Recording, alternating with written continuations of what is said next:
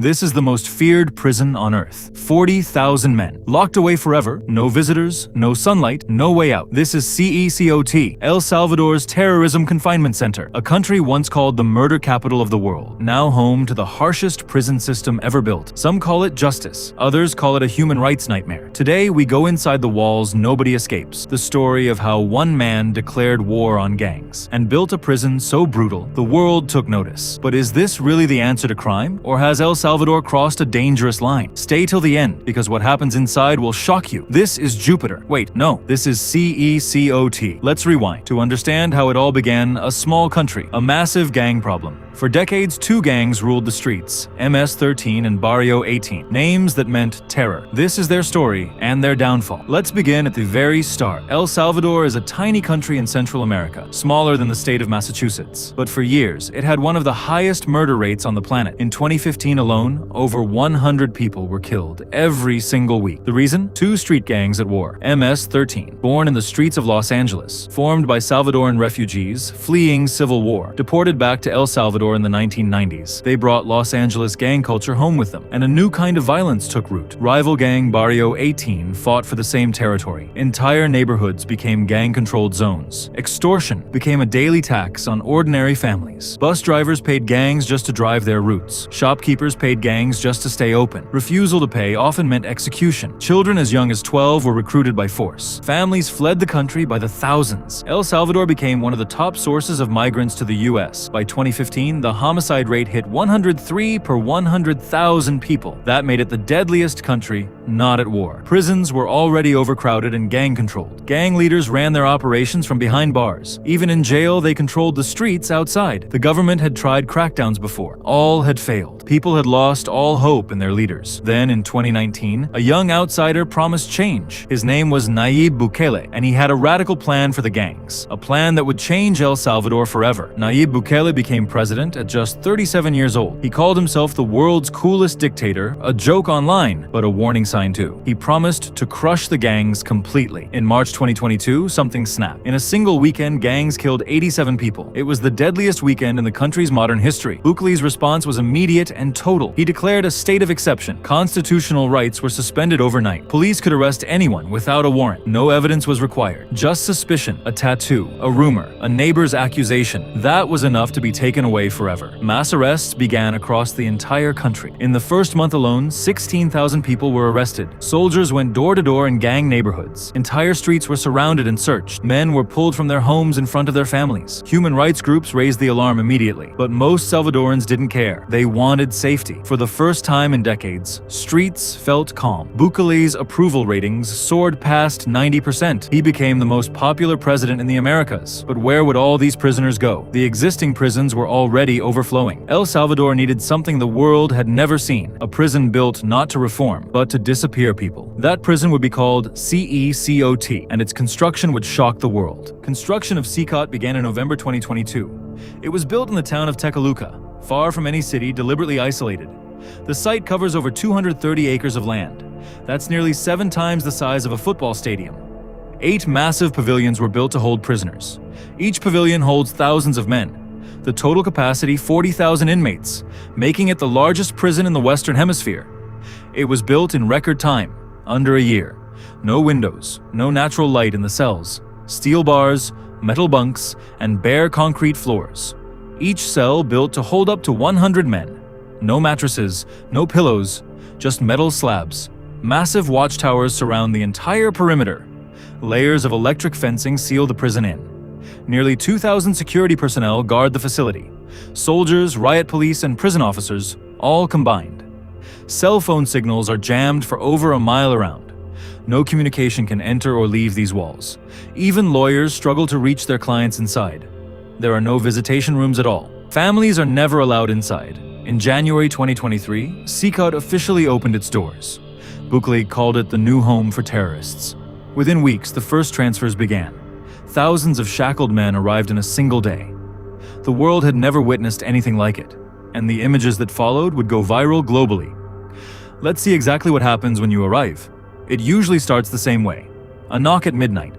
Soldiers surround the block before anyone wakes up.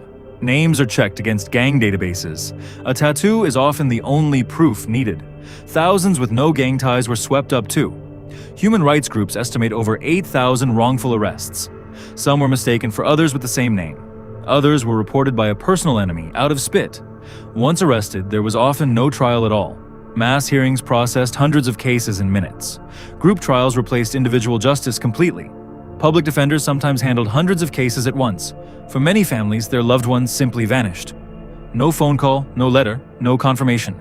Some families searched every prison for months, only to learn their son had died inside. Over 350 deaths have been reported in custody since 2022. Human rights organizations call it a humanitarian crisis. The government insists every arrest was justified. So who is actually inside these walls? The moment you arrive, everything is stripped away. Your clothes, your name, your identity. Heads are shaved completely, one after another. White and blue striped uniforms replace everything you owned. You're given a number. You lose your name. Guards march new arrivals through narrow steel corridors. The intimidation begins from the very first minute. Prisoners are forced to run in a bent position at all times. Eye contact with guards is strictly forbidden. Every movement is monitored by cameras and guards. You're assigned to one of the 8 massive pavilions. Each pavilion is split into dozens of packed cells. Up to 100 men share a single cell. There's barely room to sit, let alone lie down. Rival gang members are deliberately mixed together. MS-13 and Barrio 18. Mortal enemies, now cellmates. The government says this breaks their power completely. Without separation, gang hierarchy simply collapses. There's no gang leadership left to give orders. Silence itself has become a form of control. Inmates are confined to their cells 23.5 hours a day, just 30 minutes outside. And even that isn't guaranteed. There is no yard, no open sky, no grass. Meals are basic, usually beans, rice, or pasta. Meat is officially banned from every meal. Food is passed through a small slot in the door. There are no dining halls, no shared meals. Showers come from a shared basin of water. Drinking water is stored in the very same space. There is no privacy, for anything, ever. Toilets sit in the open, in full view of everyone. Lights stay on 24 hours a day. There's no way to tell day from night, no books, no television, no radio, no education programs, no job training. The goal isn't rehabilitation, it's permanent removal. Most sentences here range from 30 to 90 years. For many, that means dying inside these walls. Medical care happens inside the pavilion, always. No prisoner is ever allowed to leave the complex alive. Even funerals happen without the family present. This is a place designed for permanent disappearance. Occasionally, prisoners are shown to the media, rows of men seated in perfect silence on camera. It's a chilling image the government wants the world to see. A warning and a message. Don't mess with El Salvador. But behind the staged photos lies a darker reality. Leaked reports tell a very different story. Let's talk about what human rights groups have found, and why so many are calling this a crisis. Amnesty International has documented widespread abuse inside CECOT. Reports of beatings, starvation, and psychological torture.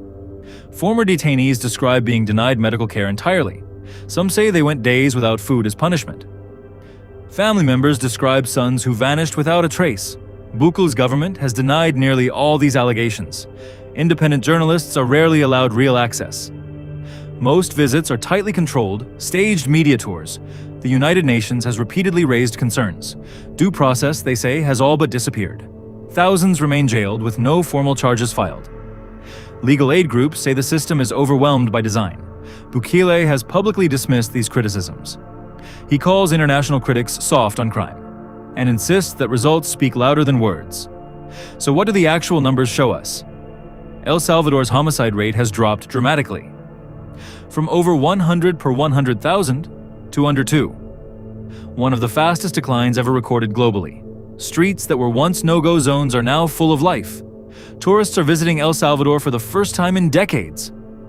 Businesses that once paid extortion now operate freely. For millions of ordinary Salvadorans, life has transformed. But that transformation came at an enormous human cost. Tens of thousands remain locked away, many without proof. Is safety worth the price of lost freedom? That question now echoes far beyond El Salvador's borders, because other countries are watching and copying the model. And one country in particular has taken notice: the United States of America. In March 2025, something unprecedented happened. The US government began sending deportees directly to CECOT, under a rarely used 18th century wartime law. Hundreds of alleged Venezuelan gang members were flown in. The US agreed to pay El Salvador millions for the service. A prison for rent, an idea nobody had seen before. Bukele publicly welcomed the arrangement. Critics called it outsourcing human rights violations. Among those sent was a man who had committed no crime. His case sparked outrage and a legal battle in US courts. A federal judge even tried to halt the flights. But by then, the planes had already landed. It raised a terrifying question for the whole world. Could any government send anyone to a prison like this without a fair trial, without real proof? Other nations began asking El Salvador for the same deal. Costa Rica announced plans to build its own version. Politicians across Latin America are now visiting CECOT, calling it a model of success to copy at home. A dangerous new blueprint is spreading across the region. The world is watching an experiment with no rulebook, one that blurs the line between justice and cruelty, and nobody truly knows where that line will end. So, was building CECOT the right choice? Let's weigh both sides of this shocking story. On one hand, the results are undeniable. El Salvador is now one of the safest countries in the region. Millions of lives have genuinely improved. Children can walk to school without fear for the first time. On the other hand, the cost is just as undeniable. Tens of thousands imprisoned without fair trials. Innocent people caught in a system built for speed, not justice. Families torn apart with no explanation given. Hundreds who never walked out alive. This is the paradox at the heart of CECOT. Safety for many, suffering for many others. A trade-off most nations have never dared to make, and one the whole world is now forced to confront. So here's the real question this story leaves us with. How much freedom are we willing to sacrifice for safety? CECOT isn't just a prison, it's an idea. An idea now spreading far beyond El Salvador's borders. A warning for some, a blueprint for others. The world's toughest prison has changed the global conversation forever. What do you think? Justice or human rights disaster? Let me know in the comments below. And if this shocked you like it shocked me, subscribe, because this is just the beginning.